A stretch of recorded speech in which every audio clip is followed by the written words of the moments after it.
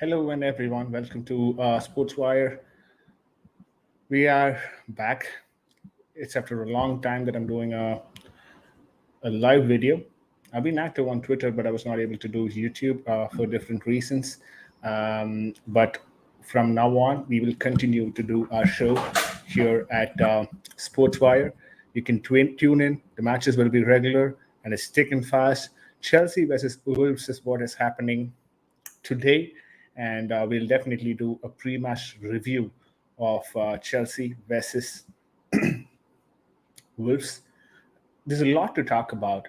First thing that I wanted to talk about was on everyone getting excited about the Bowley bid. Of course, I'm excited as well. The Bowley bid is something that has got selected, and now it's almost in the final stages where Todd Bowley and his consortium, which consists of Clearly Capital and Hansi Wiss as well, they're going to take over Chelsea, and hopefully they do a lot of good things for Chelsea. Of course, Roman Abramovich, thank you so much, Roman, for what you've done for the club.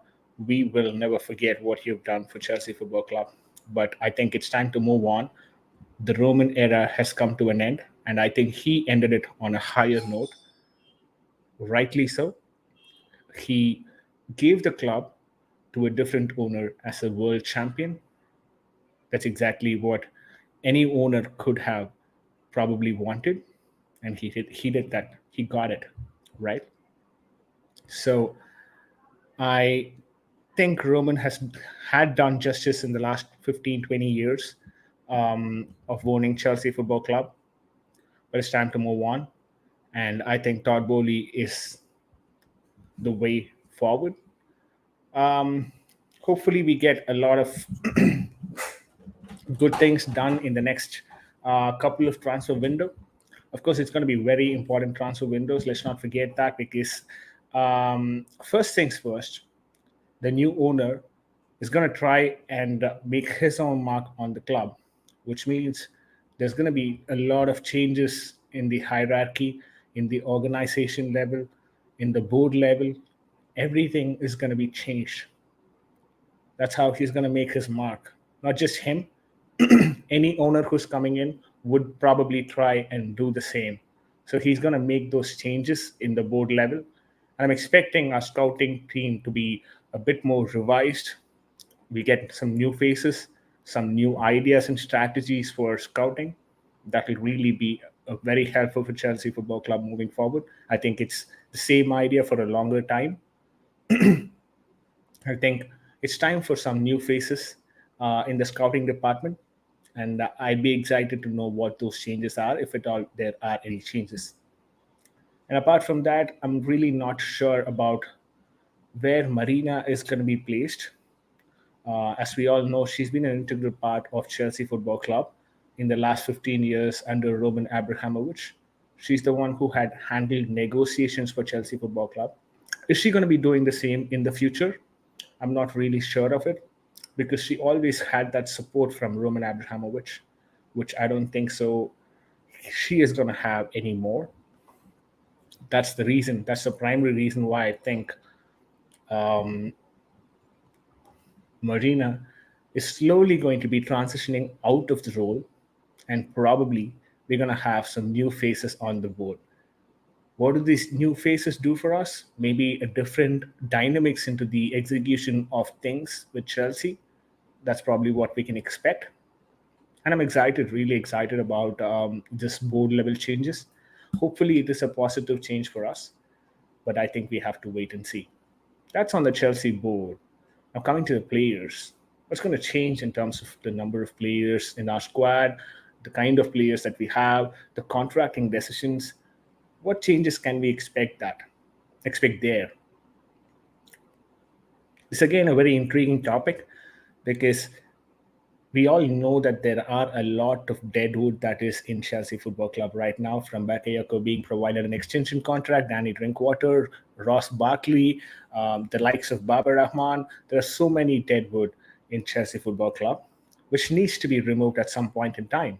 So I think a change in the board right now is going to facilitate that movement of these players out of a squad, which can be instilled by a lot of new members who are a lot more talented, maybe some young guns in our loan academy as well.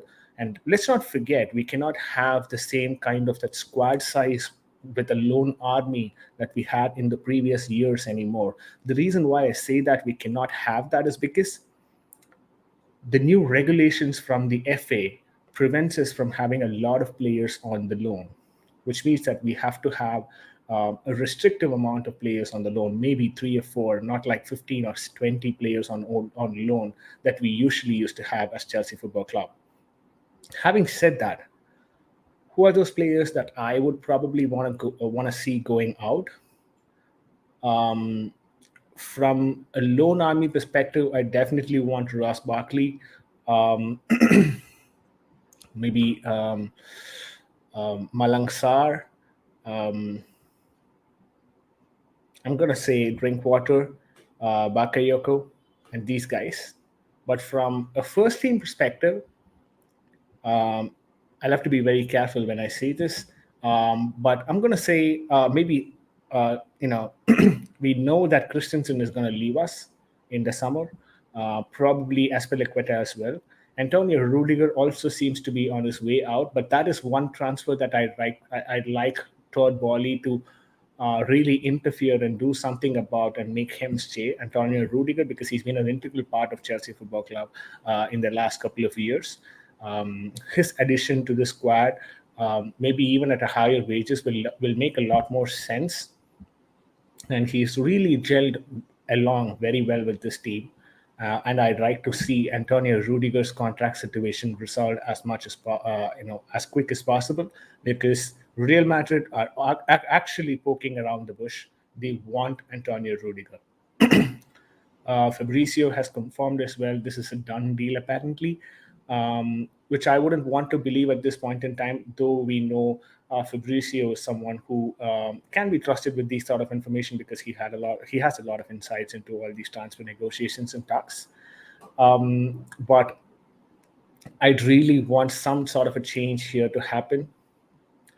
What better way does Todd Boehly have to introduce himself to the Premier League by announcing a contract for Antonio Rudiger? That would be amazing. But reports are coming out that Todd Boehly is looking more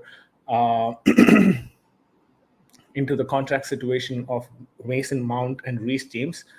Again, it's not a bad thing. Of course, their contract needs to be sorted out as well. So maybe if he's wanting to start there, I wouldn't be too much disappointed, but definitely Antonio Rudiger's situation is something, if at all there is a possibility to clear it out, we should be looking at clearing it out. But apart from that, on the attacking side, of course, Romelu Lukaku is probably on his way out. He's looking for a way out. Of course, Thomas Tuchel is not preferring him at this point in time for the games, which is a bit saddening for Romelu Lukaku. But the way that he has been performing for the last few months probably is the reason why he is not getting those opportunities. And Kai Havertz apparently is a clutch game player, and he does have a lot of potential, and he is showing a lot of potential. And due to his age being on his side, I think Kai Havertz is someone that Thomas Tuchel is probably preferring in a longer run, and I wouldn't blame him for doing that as well. Mason Mount apparently has become an integral part of the squad. Christian Pulisic's contract situation is a bit, not contract situation. His position in the squad is a bit here and there because he seems to get injured after his completing his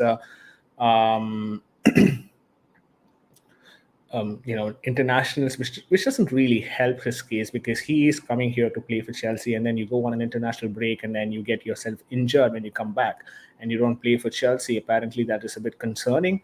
We saw that Thomas Tuchel at some point as well mentioned the same about his availability in the squad.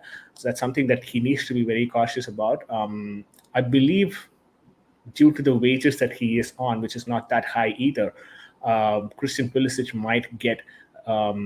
might still be part of the squad next year, which will not be the case for Timo Werner, is what I believe. He is apparently on a 270K a week, which is really high for a player of Werner's caliber at Chelsea. The way that we brought him from RB Leipzig, we had a high expectation on Timo Werner. I don't think so. He has lived up to that expectation right now. But if he will be, if he is someone that is looking for a move outside, I think there will be a lot of German takers for him. Um, I wouldn't be surprised even if a team like Liverpool is in for him. So that's pretty much it for me. Timo Werner probably on his way out, and Romelu Lukaku on his way out on the attacking side. Midfield situation is a bit interesting. Maybe Jorginho and Kante, both of them can be on their way out. Um, I wouldn't be surprised if both go out, but given the injury concerns for Kante, I'd probably lean more towards the board thinking maybe N'Golo Kante's time with Chelsea Football Club is a done thing, it's a done deal, and maybe um, he's looking out for a different option. I wouldn't be surprised if that happens. So that brings me to another midfield, conundrum where Jorginho apparently not suiting the style that Thomas Tuchel wants to play. You could see Thomas Tuchel being furious in a lot of matches where Jorginho is playing in. He doesn't want to. He doesn't like the way Jorginho is playing. That is something that we are seeing from the outside, or we are led to believe. We don't know for sure, of course, because we are looking at things from a fan perspective. Of course, people in the know-how, they know things better. They have a lot of inside information. So I'd speculate Jorginho moving out is also something that could possibly happen this season. Maybe he can go to Italy, play there for another couple of years. Of course, there's going to be a lot of takers for him at Italy. So Jorginho on his way out to Italy, not a bad thing. Um, so these are the changes that I'm expecting. Maybe incomings could be there could be incomings, of course. I'm expecting a bit of Shumeni or Rice situation to come in. That would be a really good thing for Todd Bowley, to the way that he can announce himself to Chelsea. Anish is here. Anish, thanks for joining in. He says Mount and Havertz dropped. Oh my goodness! So we're going to be playing without Mount and Havertz. That's just sad. Let me just check the lineups. I'm not sure if the lineup is out. Yeah, it's 6:30, right? 6:30 Indian time. So the lineup is probably out, guys. I'm gonna take a quick look at the lineup, and we will obviously just go through or run through this lineup. Um, Guys, let me know what you guys think about this particular lineup. We have Matt as well on the chat. Big up to you, Matt. Guys, just hop in if you want to have your say on this particular lineup that is being announced. It's just a link away. All that you have to do is just click on that link. You will be directed to StreamYard, and you can join me live, and we can talk about anything and everything, Chelsea. All right, so there you go, guys. The lineup is out, and I'm going to press in my screen and show you guys the lineup.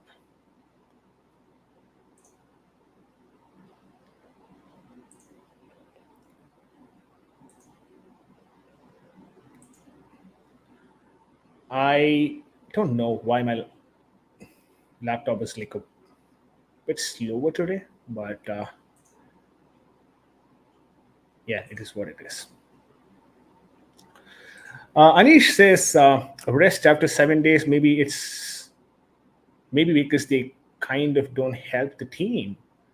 Wow, that really is a bold statement. I would probably, I'd probably agree with you, because 7 days you cannot call that really a rest, can we?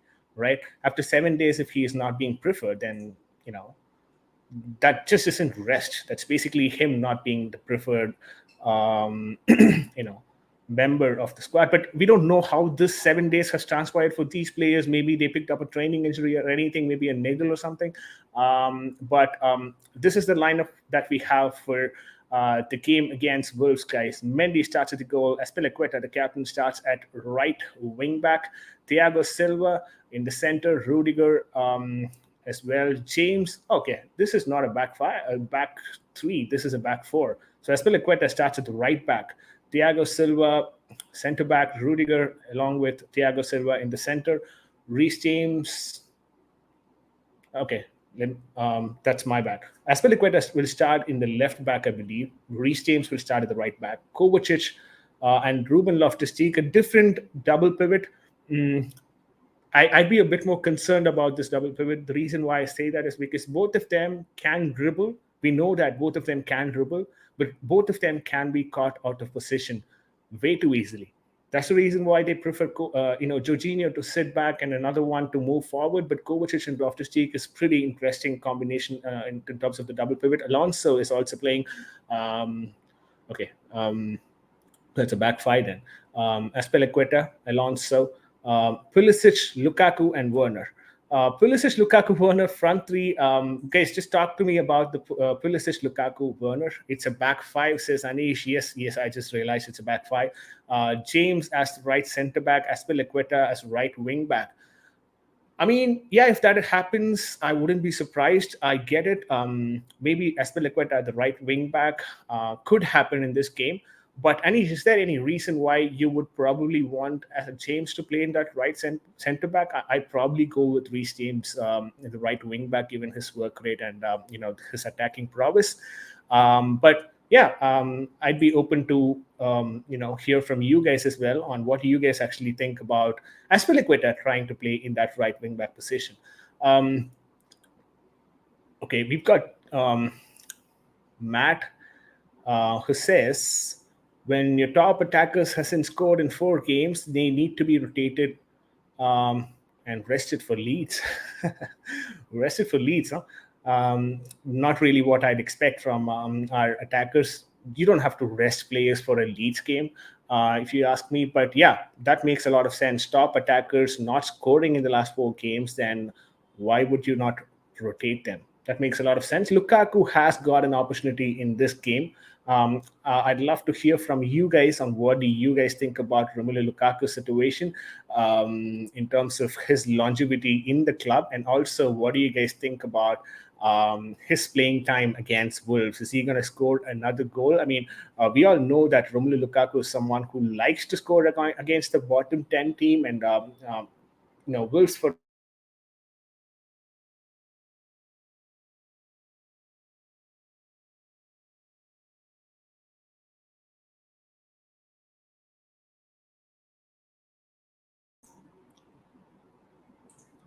Yeah, that makes a lot of sense. Anish saying that Aspie made a huge mistake last game. Yeah, Aspie cost us the last game. Let's be honest about it. He is a club legend and all that, but he cost the last game. Let's go, you Blues, says John Bailey. John, thanks for joining in as well. Anish says James is better right centre back than Aspie for sure. Yeah, that's definitely true. Right, James is better right centre back than Aspie, but isn't James also a better right wing back than Aspie? So if that is the case, wouldn't you want someone who is good moving forward to play in that wing back position so we can adapt, or we can ask Aspie to play in the right center back position, which predominantly involves defensive duties than going up front and contributing to the attack? That's my concern. That's why I probably would want someone like Reece James to play in the attacking front rather than that is right wing back, rather than to have Aspilicueta occupying that space. Maybe he can be caught out of position. He can be caught, moving in slowly, because we already know Marcus Alonso is going to be higher up the pitch, because he usually is higher up the pitch, right? Which means that we need to kind of balance it out with the other wing back, which is, Reece James, who does that beautifully. But if it is Aspilicueta, then we are kind of relying on moving forward from the left flank, which I don't think so is the ideal way to go forward, because it also announces to the opposition that you probably are going to attack from that left flank. Anish also says sell Alonso and Aspilicueta. You know what? I'm not going to disagree with you. Sell Alonso and Aspilicueta. But I do have a bit of a concern when it comes to Alonso. I understand Alonso's gameplay. I understand he is too slow on the ball. He is way slower than any of our players. But this is what I'm going to say, right? Marcus Alonso, and I know this statement could be a bit controversial, but Marcus Alonso has better control of the football than any player in that pitch. Than any player in that pitch. Marcus Alonso, for me, has the best control in Chelsea Football Club. Period. But does it kind of advocate his place in the team? I don't think so. That's why I'd still be fine with Marcus Alonso moving out of the team. But Alonso is also a bit of a clutch game player when you want him. He kind of does the job for you. Um, Anish also says James much better than Aspie in winger too. Exactly. That's pretty much the conundrum, right?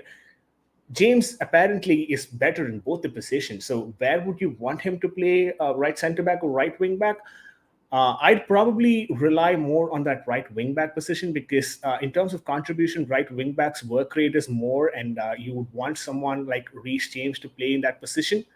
But I hear you as well when you say Reece James need to play in that right centre back in one aspect, which is if you ask Reece James to play in right centre back position, that kind of reduces his workload, thereby improving his longevity in terms of the playing because he's been picking up regular injuries this season. We've been seeing that he's a bit injury ridden this season. Maybe that right centre back position kind of allows him that sort of a reduced workload, which can contribute to his longevity in the game. So yeah, it's kind of we will look at the game and figure out where he's going to be playing. But I'd be fine with Reece James playing either position, as long as he plays on the pitch. Joe's is here. Joe's another Chelsea fan, a long-time supporter of the channel. He says, "Big up Sportswire, smash that like button. Please, guys, just smash that like button. We'll have regular content going forward." Yes, I was not available, or rather not active on YouTube for the last 3 months or 2 months, due to different reasons, one of them being the health part. But I am back. We're going to be streaming more actively from now on. Stay tuned with our Twitter handle as well. It's Sportswire. I'm pretty much active on Twitter. I do a lot of Twitter spaces as well. So if you want to, hop in and directly have a conversation with me, always up for it. And he also says, as Silva SP together as central back, a bit too old. Yeah, a bit too old. That's true. We need Chalobah, James with Silva and Rudiger. Interesting take that is with respect to Chalobah. Could he be a one-season wonder? Too early to call, but Chalobah kind of has proven his mettle in Chelsea Football Club. James at that centre back will make a bit of sense, but I think Koundé coming in, if Koundé comes in the next season, that would really, really help. Getting that centre back position a bit sorted with Silva and Rudy. I get you, Silva and Rudy in the back four. Yeah, defense is a bit concerning for us these days now because we've been conceding one goal at least every game. Anish also says, facts, James as right centre back will help his injury too, but I'm not sure if he is the right centre back. Yeah, naturally, I don't think so. Reece James is the right centre back because he naturally is trying to move forward a bit. And that's why wing back position is something that can suit him better. That's why when we go for this comparison between Reece James and Trent, I always side with Reece James, not just because of my allegiance to Chelsea and a Chelsea player, but I think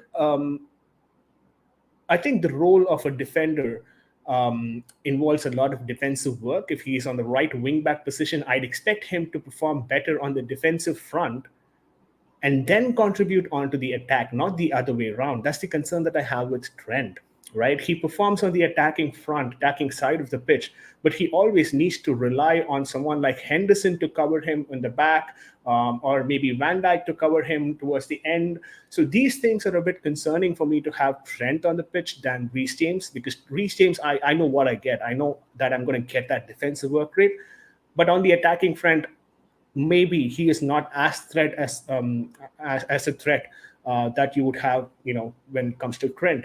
But that's fine for me, as long as I get my defensive thing sorted with my wing backs. That's the reason why I'd probably prefer, or I'd probably go for Reece James. But I know Liverpool fans have a different take. Maybe they are talking about Trent nowadays getting improved in terms of the defensive ability. But looking at Liverpool over the last few months, yeah, I've not been active on YouTube, but I've been watching games. I don't think so. There has been a significant improvement in terms of Trent's gameplay, at least in terms of the defensive front. Of course, on the attacking front, he is very lethal. I'm not going to deny that. But on the defensive front, has he got that capability? I'm not so sure about it. To be, regarded as the best to have ever played in Premier League, so that's a strong statement. So, if you want to say that, you probably have to perform your primary role, which is defense, better than your secondary role, which is moving forward and contributing to the attack. Anyways, it is what it is. Trent versus Reece James is a never-ending topic, but we've got the lineup announced, guys, and this seems to be a very strong lineup for Wolves. But I mean, these days you cannot rely on any team to provide just the victory that you would want, because we've been dropping points against lower league opponents as well. We are kind of struggling to figure out what Tuchel is trying to do as well.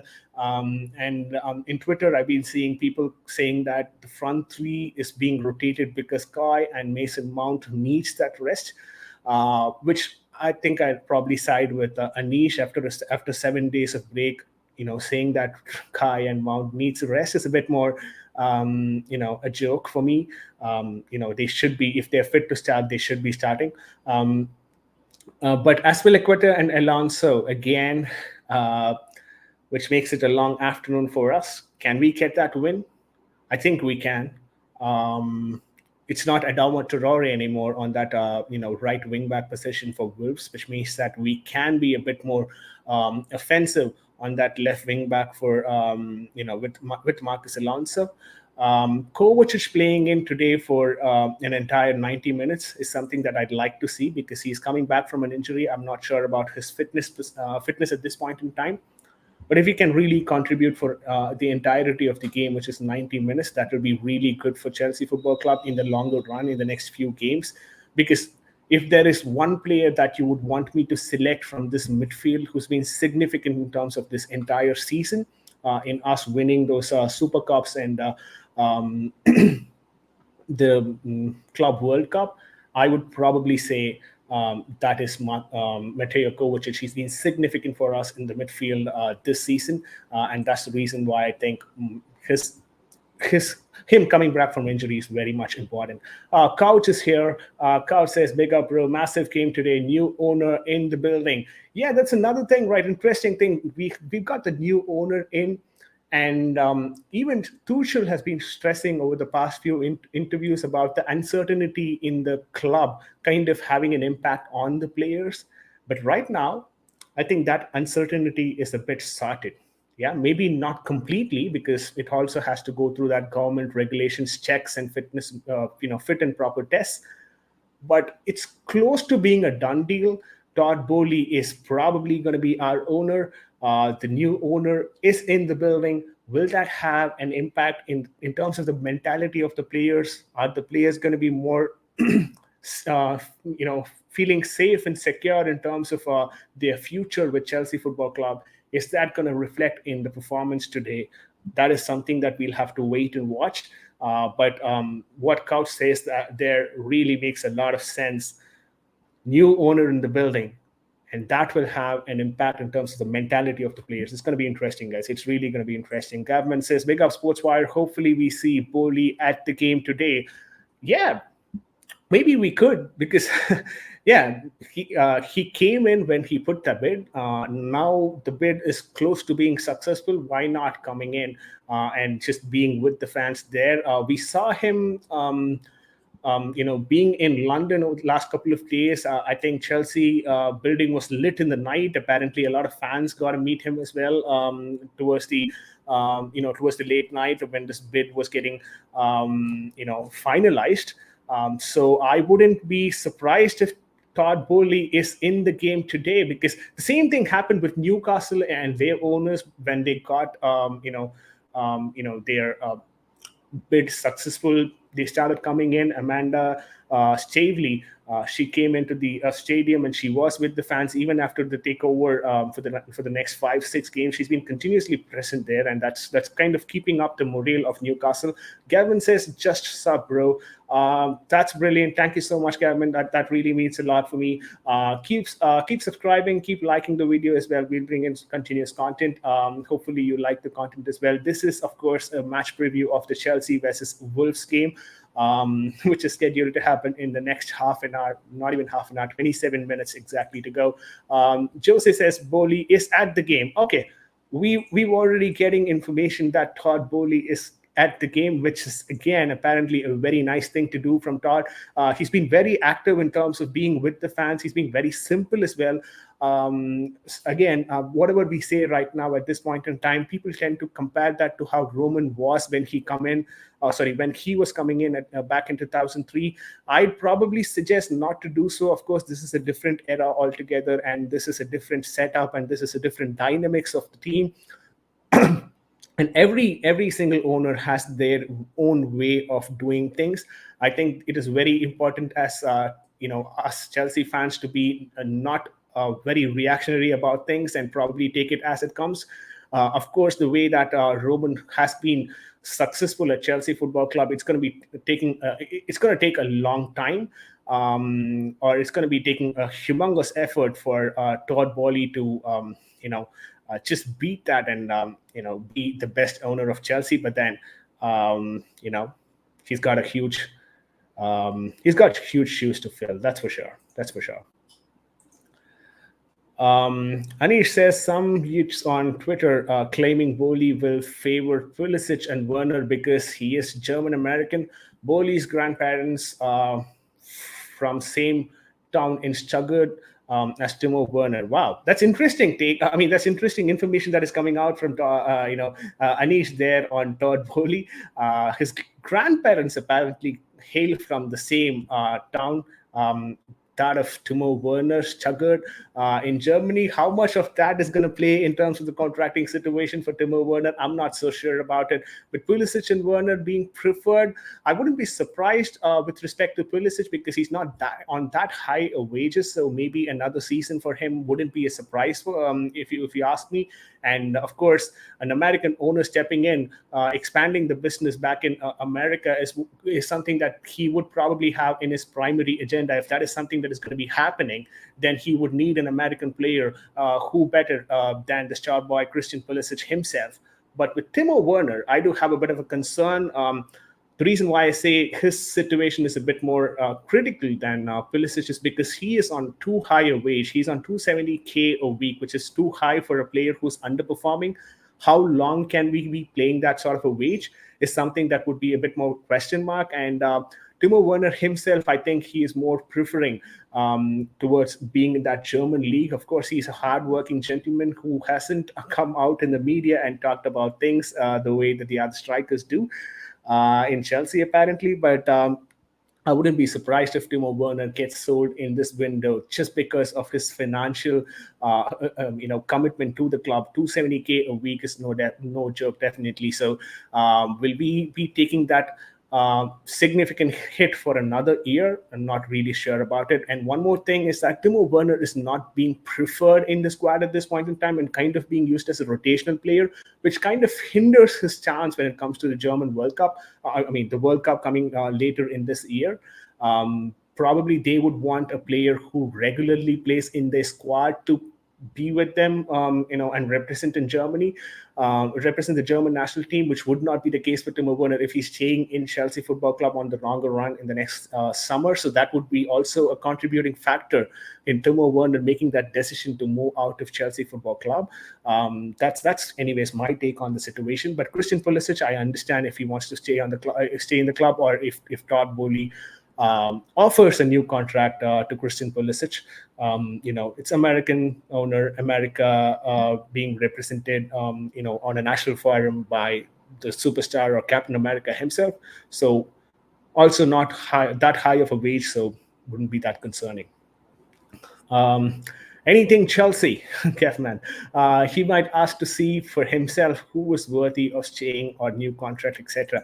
Exactly. This sort of a decision or discussion is what I probably want Bowley to have with Thomas Tuchel. I'm not sure if these guys have already spoken, but if not, I think it's high time to do that, because that kind of gives him the picture of what actually Thomas Tuchel would want to do in the coming summer. Because that's very important when it comes to the investment part of it. We all say that 1.25 billion is something that Todd Bowley is planning to invest in the future of the club. But how is he going to invest? Where is he going to invest? Is it going to be on the stadium, like how Anish is mentioning here? Um, or is it going to be on the players predominantly, and probably the stadium is something which is more of a long-term plan? We don't know this for sure, and that is exactly why I'd want Thomas Tuchel and Todd Bowley to have multiple conversations around this, so that they have a clear picture when they go into the transfer window. I always have maintained the same thing when it comes to Chelsea Football Club in terms of the transfer window and this ownership transfer. I wanted this ownership transfer to happen as quick as possible, because that really can help us better in the upcoming summer.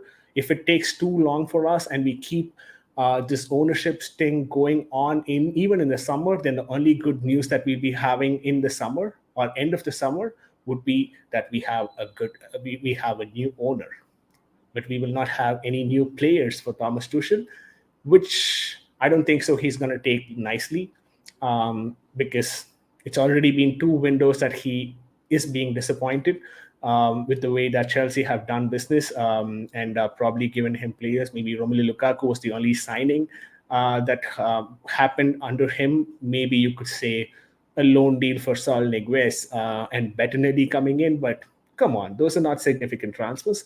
So that's the reason why I think it's very important that the incoming owner, which in this case would be Todd Bowley, needs to support Thomas Tuchel in this summer transfer window. Otherwise, we might be seeing Thomas Tuchel going out of Chelsea the next year, midway through. I'm not even joking. This is a realistic possibility.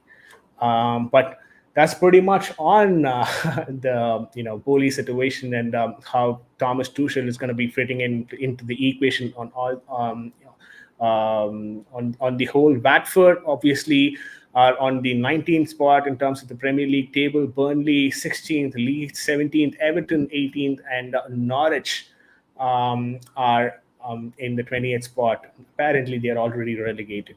So yeah, guys, that is the bottom five. The top five is obviously very interesting. We've got Manchester City, followed by Liverpool, then Chelsea at the third spot, with Arsenal and Tottenham right around the corner. Manchester United apparently are also fighting for that Champions League spot. Will they be able to get that? Not sure at this point in time, but really an interesting and intriguing, exciting match for us in the next 20 minutes or so. Probably I'm gonna give you guys a break now. 20 minutes, just have a tea, get back to the match, have a very good match. Probably Chelsea wins, and then I meet you guys, to talk about the post match and how the match went. But yeah, 20 minutes for you guys, and 20 minutes for me to get back to my dinner and watch Chelsea play against Wolves today in the Premier League. Thank you all for tuning in. We'll have continuous content pumped in. Stay tuned to the channel. It was lovely talking to you guys. If you want to join in, hop in, and have a say, you're always welcome in Sportswire, and you know that for sure. If you guys have been following me for some time now. But I will be in space in a few minutes talking about the match. So you can catch me there as well in Twitter. But like Kevin says here, up the shells.